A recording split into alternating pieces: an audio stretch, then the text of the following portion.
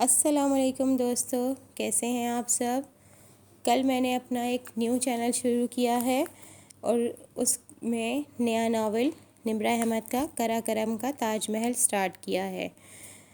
اور کل میں نے آپ سے کہا تھا کہ میرے چینل کا نام ہے ناول ہی ناول، لیکن اس نام سے ایک اور چینل ہے، تو اس لیے میں نے اپنے چینل کا نام چینج کر کے ناول بائی ہما رکھ دیا ہے تاکہ آپ لوگوں کو ایزی ہو سرچ کرنے میں۔ تو چلیے شروع کرتے ہیں، لیکن شروع کرنے سے پہلے ایک بات، اگر آپ کو میری آڈیو اچھی لگے تو اس کو لائک کیجئے، شیئر کیجئے اور سبسکرائب کیجئے میرے چینل کو۔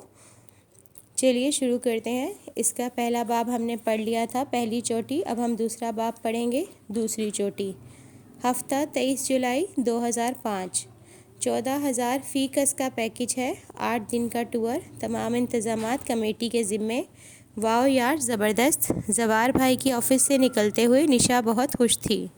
لگتا ہے بارش ہونے والی ہے۔ سڑک کنارے بہت آہستہ چلتے ہوئے پریشے نے سر اٹھا کر آسمان کو دیکھا۔ وہ دن کے 3 بجے کا عمل تھا، مگر سیاہ بادلوں سے ڈھکے آسمان نے جولائی کی دوپہر کو ٹھنڈی شام میں تبدیل کر دیا تھا۔ وہ ورکنگ ڈے تھا، شاید اس لیے سڑک پر رش نہ ہونے کے برابر تھا، ورنہ مری جیسے گنجان آباد علاقے میں سڑک پر ادھر ادھر بس اکا دکا لوگوں کا پھرنا خاصی غیر معمولی بات تھی۔ پریشی اور نشا باتیں کرتے ہوئے آہستہ آہستہ بلند ہوتی سڑک پر چل رہی تھیں۔ وہ جس جگہ پر تھیں وہاں نشیب تھا۔ سڑک ان کے سامنے اوپر بلند ہوتی ہوئی اس حد تک چلی جاتی تھی کہ مخالف سمت سے آنے والے کا پہلے سر اور پھر آہستہ آہستہ دھڑ نمایاں ہوتا تھا۔ وہ دراصل کسی پہاڑی کی چوٹی تھی جس کو کاٹ کر سڑک بنا دی گئی تھی۔ سڑک کے دائیں جانب کھائی تھی جس سے بچنے کے لیے پتھروں کے چھوٹے چھوٹے بلاکس کی ایک باڑ سی بنی تھی۔ وہ دونوں ان سفید بلاکس کے ساتھ چل رہی تھیں۔ تھک گئی ہو؟ نشا نے اسے چونے سے ڈھکے پتھر کے سفید بلاک پر کھائی کے جانب پشت کر کے بیٹھے دیکھا تو پوچھ لیا۔ نہیں، بس یوں ہی۔ وہ گھٹنوں پر کوہنیاں ٹکائے، تھوڑی کے نیچے ہتھیلی جمائے بلند ہوتی سڑک کو گردن اونچی کر کے بہت اداسی سے دیکھنے لگی۔ بارش سے چند لمحے پہلے کا موسم اسے ہمیشہ افسردہ اور بوجھل کر دیا کرتا تھا۔ نہیں، بس یوں ہی۔ وہ گھٹنوں پر کوہنیاں ٹکائے، تھوڑی کے نیچے ہتھیلی جمائے بلند ہوتی سڑک کو گردن اونچی کر کے بہت اداسی سے دیکھنے لگی۔ بارش سے چند لمحے پہلے کا موسم اسے ہمیشہ افسردہ اور بوجھل کر دیا کرتا تھا۔ کہیں اور بیٹھ جاؤ پری، یہاں سے ذرا پیچھے ہوئی تو گر پڑو گی، نشا نے بہت فکر مندی سے اسے یوں اتنی خطرناک جگہ پر بیٹھے دیکھ کر کہا تھا۔ اس کا ہلکا گلابی اور سفید امتزاج والا لان کا سوٹ سفید پتھر کے بلاک کا حصہ لگ رہا تھا۔ نہیں گرتی۔ وہ لاپرواہی سے گردن پیچھے موڑ کر پیچھے دکھائی دینے والی سرسبز پہاڑیاں دیکھنے لگی۔ مارگلا کی پہاڑیوں پر اس روز بادل اترے ہوئے تھے، پانی سے لدے بھاری سرمئی بادل، اور پھر یکایک انہوں نے اتنا بوجھ بارش کے قطروں کی صورت نیچے گرانا شروع کر دیا۔ پریشے نے بے اختیار اپنی دونوں باہیں سامنے پھیلا دیں۔ بارش کے ننھے ننھے قطرے اس کی ہتھیلیاں بھگونے لگے تھے۔ اسی لمحے اس کی سماعتوں میں کسی گھوڑے کی ٹاپوں کی آواز گونجی۔ اس نے ہتھیلیاں نیچے گرا دیں اور کسی خواب کسی کیفیت میں سر اٹھا کر بلند ہوتی سڑک کو دیکھا۔ اس بلندی سے پیچھے کا منظر اس کی نگاہوں سے اوچھل تھا۔ ٹاپوں کی آواز وہیں سے آ رہی تھی۔ وہ یکٹک بلندی کی جانب جاتی سڑک کو دیکھے گئی۔ پہاڑی کی دوسری جانب سے کوئی گھوڑا دوڑتا ہوا اس طرف آ رہا تھا۔ ہر گزرتے لمحے گھوڑے کے ٹاپوں کی آواز بلند ہوتی جا رہی تھی۔ اسے لگا وہ سڑک کے بلند حصے سے نگاہیں نہیں ہٹا سکے گی۔ وقت جیسے وہیں ٹھہر سا گیا تھا۔ لمحے تھم گئے تھے، بارش کے قطرے فضا میں رک گئے تھے، ہر طرف خاموشی تھی۔ آنے والے کا سر پہلے نمایاں ہوا تھا۔ وہ گھوڑے کی باگ تھامے اسے بہت مہارت سے سڑک پر دوڑاتا ہوا نشیب کی سمت آ رہا تھا۔ اس کا گھوڑا سفید تھا، چونے کے پتھر کے باکس سے بھی زیادہ سفید اور چمکدار۔ وہ اسی طرف آ رہا تھا۔ اس کی نظریں اپنے گھوڑے پر تھیں۔ وہ پلک جھپکائے بغیر اسے دیکھے گئی۔ اتنی دور سے بھی وہ دیکھ سکتی تھی کہ گھڑ سوار کی آنکھوں کا رنگ ہلکا تھا، ہلکا اور بہت چمکدار۔ اس کی رنگت سرخی مائل سرخ و سفید تھی، ناک کھڑی اور یونانی طرز کی تھی، مغرور اور بے حد مغرور ناک۔ اس نے آدھی آستینوں والی نیلی شرٹ کے اوپر بغیر بازوؤں والی لیدر جیکٹ جس کی بہت ساری جیبیں تھیں پہن رکھی تھی۔ گردن کے گرد خوبصورت سرخ رنگ کا مفلر بندھا تھا۔ جیکٹ اور مفلر ہلکے مٹیریل کے تھے جن کا مقصد سردی سے بچاؤ نہیں بلکہ یوں ہی فیشن اور اسٹائل تھا۔ برستی بارش میں اس کے بھورے بال ماتھے پر چپکے ہوئے تھے، مگر وہ جیسے ہر چیز سے بے نیاز اپنے سفید گھوڑے کی جانب تھا۔ اس نے اپنا گھوڑا ان دونوں کے قریب سفید بلاکس کے ساتھ روک دیا اور گردن ترچھی کر کے عقب میں موجود پہاڑیوں کو دیکھنے لگا۔ وہ پیچھے والے منظر سے جیسے غیر مطمئن سا تھا، اسے شاید گھوڑا کھڑا کرنے کی کوئی صحیح جگہ نہیں مل رہی تھی۔ بارش رک چکی تھی اور ٹھنڈی ہوا پھر سے چلنے لگی تھی۔ پری کے گیلے بال اس کے چہرے کو چھو رہے تھے، مگر وہ تو اس شخص سے نگاہیں ہٹا ہی نہیں پا رہی تھی۔ وہ اب ایک جگہ گھوڑا کھڑا کر کے مطمئن سا ہو گیا، تبھی گردن میں لٹکے کور سے کیمرہ باہر نکالا اور چہرے کا رخ ان دونوں کی جانب کیا۔ بات سنو، اس نے پریچے کو براہ راست مخاطب کیا۔ اسی پل جیسے کوئی طلسم سا ٹوٹا، سحر، خواب، خیال، سب کچھ ختم ہو گیا۔ وہ جیسے اب ہوش میں آئی اور چونک کر اٹھ کھڑی ہوئی۔ جی، اس نے اپنے ازلی پراعتماد انداز میں سنجیدگی سے جواب دیا۔ اسے خود پر حیرت ہوئی تھی کہ وہ اتنی بے خود اور مذہور کیوں ہو گئی تھی۔ گھڑ سوار نے اپنا کیمرہ اس کی جانب بڑھایا۔ کیا تم میری ایک تصویر اتار سکتی ہو؟ وہ شستہ انگریزی میں اس سے مخاطب تھا۔ اس کا سر خود بخود اس بات میں ہل گیا۔ اس نے کیمرہ تھام لیا۔ سنو، پکچر یوں کھینچنا کہ یہ گھوڑا اور پیچھے والے پہاڑ اچھی طرح آئیں۔ وہ جو اتنی دیر سے غالباً اس تصویر کے لیے ہی مناسب جگہ پر کھڑا تھا، بہت مہذب انداز میں اسے ہدایت دیتے ہوئے بولا۔ اس نے کیمرے کو دیکھا، بالکل ویسا ہی اولمپس کا ڈیجیٹل کیمرہ وہ بھی استعمال کرتی تھی۔ اس کا کیمرہ چہرے کے سامنے لا کر اس کی LED اسکرین کو دیکھا اور پھر ریڈی کہے بغیر تصویر کھینچ لی۔ تمہارا شکریہ، مگر کیا یہ پہاڑ آئے تھے؟ بغیر ریڈی کہے تصویر کھینچنے پر اس اجنبی گھڑ سوار کو قدرے بے چینی ہوئی تھی۔ اس نے ایک نظر اس کی شہد رنگ آنکھوں میں دیکھا اور پھر سر ہلا دیا۔ ہاں، بہت خوبصورت تصویر آئی ہے۔ نشا نے پریچے کے ہاتھ میں پکڑے کیمرے کی اسکرین پر موجود تصویر کو دیکھ کر کہا تو اسے خیال آیا کہ نشا بھی وہاں موجود تھی۔ نہیں، یہ میں نے کرائے پر ایک آدمی سے لیا ہے۔ اصولاً اسے گھوڑے کی باگ تھامے میرے ہمراہ چلنا چاہیے تھا، مگر میں اس کو بھگا کر یہاں لے آیا۔ وہ شکل سے بہت مغرور لگتا تھا، مگر اس وقت بہت بے تکلفی کے ساتھ انگریزی میں بات کر رہا تھا۔ انگریزی؟ پری نے غور سے اسے دیکھا۔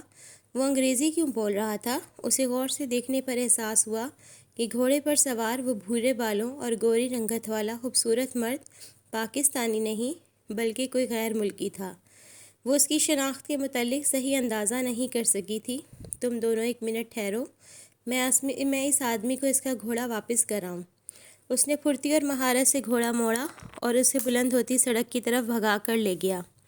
کتنا گڈ لکنگ تھا یار، نشا اس کے جاتے ہی بے حد ستائشی انداز میں بولی۔ پتہ نہیں، وہ سر جھٹک کر دائیں جانب کھڑے اونچے پہاڑوں کو دیکھنے لگی۔ بادل اب غائب ہو رہے تھے۔ او نشا، وہ اپنا کیمرہ مجھے دے گیا۔ ایک دم اسے ہاتھ میں پکڑے کیمرے کا خیال آیا۔ وہ پریشان سی ہو گئی۔ واپس آئے تو دے دینا۔ حالانکہ وہ اس کے واپس آنے سے پہلے نکلنا چاہتی تھی، مگر ہاتھ میں پکڑا کیمرہ اسے اس کا انتظار کرنے پر مجبور کر رہا تھا۔ چند منٹ بعد ہی وہ انہیں بل کھاتی سڑک پر سے نیچے اترتے ہوئے اپنے جانب آتا دکھائی دیا۔ گھوڑے پر سوار ہونے کی وجہ سے اس کا قد کاٹ انہیں ٹھیک سے نظر نہیں آیا تھا، مگر جیسے ہی وہ ان کے قریب آیا اسے احساس ہوا کہ وہ اس سے خاصا لمبا ہے۔ وہ سمجھ رہا تھا کہ میں اس کا گھوڑا لے کر بھاگ گیا ہوں۔ ان کے قریب آ کر وہ ہنستے ہوئے بتا رہا تھا۔ اس کی شہد رنگ آنکھیں چھوٹی ہو جاتی تھیں۔ وہ انہیں اندازہ نہیں کر سکتا تھا کہ ہنستے ہوئے زیادہ پرکشش لگتا ہے کہ لب بھینچے۔ تم اتنے خطرناک طریقے سے رائڈنگ کیوں کر رہے تھے؟ نشا کو بزرگی جھاڑنے کا شوق تھا، سو اس لاپرواہی پر اس کو ڈانٹنا اس نے اپنا فرض سمجھا۔ میڈم، میں 5 سال کی عمر سے رائڈنگ کر رہا ہوں اور گھوڑوں کو بہت اچھی طرح جانتا ہوں۔ اس نے مسکراتے ہوئے سر جھٹکا۔ وہ اور نشا سڑک کے کنارے آہستہ آہستہ چہل قدمی کرنے لگے۔ پریشے وہیں کھڑی رہی۔ دفتر نے سے کیمرہ کا خیال آیا۔ سنو، ان دونوں نے مڑ کر پیچھے دیکھا۔ تمہارا کیمرہ۔ اس نے قدرے زور سے کیمرہ اس کے ہاتھ میں تھمایا۔ وہ مسکرا کر رہ گیا۔ شکریہ۔ سنو، تمہیں یوں اپنا قیمتی کیمرہ دے کر نہیں جانا چاہیے تھا۔ میں اگر لے کر بھاگ جاتی تو؟ وہ پھر مسکرایا۔ مجھے پتا تھا تم ایسا نہ کرتی۔ سینے پہ ہاتھ باندھے وہ اس کے سامنے آ کھڑا ہوا۔ اگر میری جگہ کوئی اور ہوتا تو تمہارا کیمرہ لے کر بھاگ چکا ہوتا۔ تمہاری جگہ کوئی اور ہوتا تو میں کیمرہ ہرگز نہ دیتا۔ وہ مسکراہٹ دبائے بہت سنجیدگی سے بولا۔ وہ اس کے اس انداز پر سر جھٹک کر سڑک کی دوسری جانب پھیلے دکانوں کو قطار کو دیکھنے لگی۔ وہاں رش اب بڑھتا جا رہا تھا۔ نشا نے اس بدتمیزی پر اسے گھورا، مگر پھر بھی وہ اسے نہیں دیکھ رہی تھی۔ گھڑ سوار نے گردن جھکا کر کیمرے کی اسکرین پر نگاہ ڈالی اور زیر لب مسکرا دیا۔ اچھی تصویر کھینچنے کا شکریہ۔ تصویر دیکھ کر اس نے سر اٹھاتے ہوئے کہا اور کیمرہ کور میں ڈال دیا۔ وہ بہت مغرور نظر آنے کی اداکاری کرتے جواب دیے بنا دکان کو دیکھتی رہی۔ تم اس تصویر کا کیا کرو گے؟ اس کی بے رخی کے اثر کو کم کرنے کے لیے نشا نے بہت دوستانہ انداز میں اسے مخاطب کیا۔ میں 20 برس بعد ایک سفر نامہ لکھوں گا، اس کے فرنٹ پہ تصویر لگاؤں گا۔ اور اس تصویر کا کیپشن کیا ہوگا؟ نشا نے دلچسپی سے پوچھا۔ میں اس کے نیچے لکھوں گا، اس کوہ پیما کی تصویر جو راکا پوشی سر کرنے جا رہا تھا۔ وہ فخر سے بتا رہا تھا۔ پریشے نے تیزی سے گردن گھما کر اسے دیکھا۔ اسے جھٹکا سا لگا تھا۔ تم راکا پوشی سر کرنے جا رہے ہو؟ بے اختیار پوچھ لینے کے بعد اسے یاد آیا کہ اس کو تو خود کو لا تعلق ظاہر کرنا تھا۔ وہ اس سے پچھتاوا سا ہوا۔ ہاں، پریشے کی بے ساختگی پر اس نے بڑی مشکل سے اپنی مسکراہٹ چھپائی تھی۔ خیر، راکا پوشی سر کرنا کوئی اتنی بڑی بات نہیں۔ ایوریسٹ یا K2 سر کرنا اصل کامیابی ہے، کہہ کر وہ پھر سے دکانوں کو دیکھنے لگی۔ ویسے کل ہم لوگ ایک ٹور کمپنی کے ساتھ کالام جا رہے ہیں۔ نشا کے بتانے پر گھڑ سوار نے آنکھیں سکوڑ کر مال روڈ کی طرف دیکھا۔ سن شائن ٹریولز کا دفتر سامنے ہی تھا۔ اس نے جیسے ایک لمحے کو سوچا، پھر بولا، میں بھی کل کالام جا رہا ہوں۔ اس سن شائن ٹریولز کے ساتھ؟ تم کس کے ساتھ جا رہی ہو؟ واقعی؟ تم تو ہمارے ساتھ جا رہے ہو۔ نشا کو اس اتفاق سے ازحد خوشی ہوئی۔ پریشی کو کچھ شک سا ہوا تھا۔ یہ تو بہت اچھی بات ہے۔ ویسے تمہاری دوست بھی جا رہی ہے کیا؟ مسکراہٹ لبوں تلے دبائے اس نے بہت معصومیت سے پوچھا۔ پریشے نے قدرے رخ موڑ لیا۔ ہاں، مگر تمہیں کیسے پتہ یہ میری دوست ہے؟ بہت آسان، وہ بہت خوبصورت ہے۔ اس کے سنجیدہ انداز پر نشا ہنس پڑی، جبکہ پریشے کے ماتھے پر ناگواری کی شکن ابھری تھی۔ میں نشا ہوں، نشا سعید، اور یہ میری کزن کم دوست ہے، ڈاکٹر پریشے جہاں زیب۔ پاریشے، اس نے اپنے یورپی لب و لہجے میں اس کا نام دہرایا۔ پاریشے نہیں، پریشے۔ میرے نام کے پیچھے کیوں پڑ گئی ہو نشا؟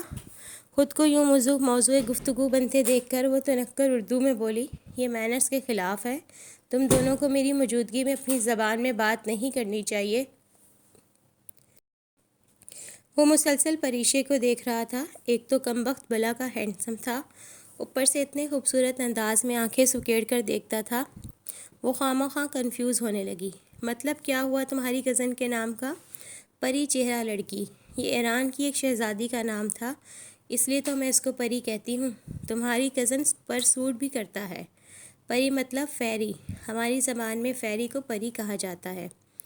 تم نے اپنا تعارف نہیں کرایا؟ او سوری، میں افق ارسلان ہوں، ترکی سے آیا ہوں۔ ویسے پیشے کے لحاظ سے انجینئر ہوں، مگر ساتھ ساتھ ایک تجربہ کار کلائمبر بھی ہوں۔ تمہارے پاکستان میں دنیا کے سب سے خوبصورت پہاڑ راکا پوشی کے لیے آیا ہوں۔ اس نے جھک کر اپنا تعارف کروایا۔ اور تم لوگ کیا کرتی ہو؟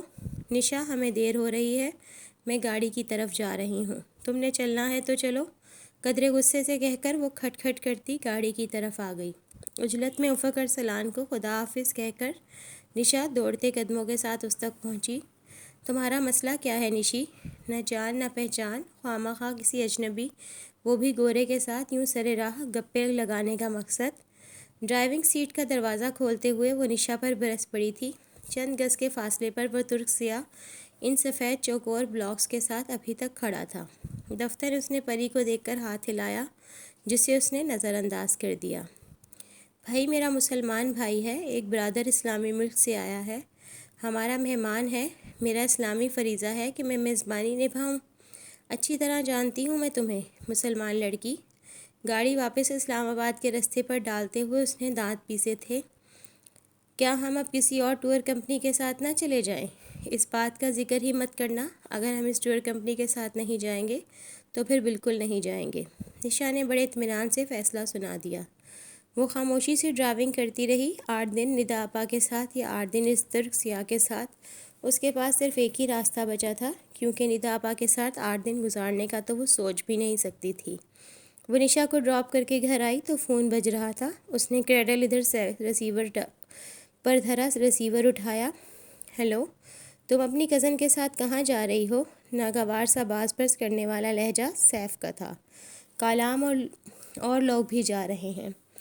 ماموں نے مجھ سے پوچھے بغیر تمہیں کیسے اکیلے جانے کی اجازت دے دی؟ کہ اب ہمارے خاندان کی لڑکیاں دور افتادہ علاقوں میں باپ بھائی کے بغیر سڑکیں ناپتی پھریں گی؟ وہ اس سے واضح طور پر ناراض تھا۔ بابا نے مجھے اجازت دے دی ہے سیف، کہیں ایک نیا مسئلہ نہ کھڑا ہو جائے، اس خیال نے اسے تھکا دیا تھا۔ مگر میں کہہ رہا ہوں کہ تم یوں نہیں جاؤ گی۔ تم اپنی کزن کو منع کر دو، وہ تحکم بھرے انداز میں بولا۔ وہ بے بسی سے لب کاٹ کر رہ گئی۔ ہم اسکول میں بھی تو ٹورز کے ساتھ چلے جاتے تھے، ایک قابل اعتماد ٹریول ایجنسی کے ساتھ۔ یہ UK نہیں ہے پریشے۔ اس کا انداز دو ٹوک تھا۔ تم اپنی کزن کو منع کر دو۔ اچھا۔ پریشے نے فون رکھ دیا، چند لمحے آزردگی سے فون کو دیکھتی رہی، پھر نشا کا نمبر ملایا۔ میری آواز سنے بغیر چین نہیں آ رہا جو گھر پہنچتے ہی فون کھڑکا رہی ہو؟ نشا، میں کلام نہ جاؤں تو؟ نشا ایک لمحے کو چپ سی ہو گئی۔ پری، وہ کچھ دیر بعد بولی، وہ ایک اچھا انسان ہے، تم ان کے ساتھ انکمفرٹیبل فیل نہیں کرو گی۔ بلیو می پری۔ نہیں نشا، سیف نے منع کیا ہے۔ What the hell? اس کا پارا ہائی ہو گیا۔ وہ ہوتا کون ہے تمہیں منع کرنے والا؟ میں تو ابھی تک تمہاری منگنی کو ہی قبول نہیں کر سکی۔ تم دونوں ایک دوسرے کے لیے ہو ہی نہیں، لیکن تم نے شاید شادی سے پہلے ہی اس کی غلامی قبول کر لی ہے۔ ٹھیک ہے، فائن، میں یوں ہی تمہارے لیے ہلکان ہوتی ہوں۔ جہنم میں جاؤ تم، جہنم میں جائے سیف، اور جہنم میں جائے افق ارسلان۔ ایک یسمردہ مسکراہٹ پریشے کے لبوں پہ بکھر گئی۔ میں نے اس کی غلامی قبول نہیں کی، اور سنو، میں نے پروگرام بھی کینسل نہیں کیا، لیکن اگر تم نے میرے نام کے ساتھ افق کا نام پھر لیا تو میں پروگرام کینسل کر ہی دوں گی۔ مزید کچھ کہے بغیر اس نے فون رکھ دیا۔ اسے سیف کے غصے کی پرواہ نہ تھی۔ کلام سے واپسی کے بعد اس سے شادی ہو ہی جانی تھی۔ دل نے تبھی مر جانا تھا، اور شاید سیف جیسے انسان کے ساتھ زندگی شروعات کرنے کے بعد اسے کسی کی بھی پرواہ نہ رہے، نہ دکھ کی نہ خوشی کی۔ شاید تب وہ بے حس ہو جائے، مگر اس بے حسی کے دور کے آغاز سے قبل صرف 8 دن وہ زندگی کے ساتھ گزارنا چاہتی تھی۔ تو دوستو، یہ تھی آج کی ایپیسوڈ۔ اگر آپ کو اچھی لگی ہو تو اسے لائک کیجئے، شیئر کیجئے، اور میرے چینل کو سبسکرائب کیجئے۔ کل پھر ملیں گے۔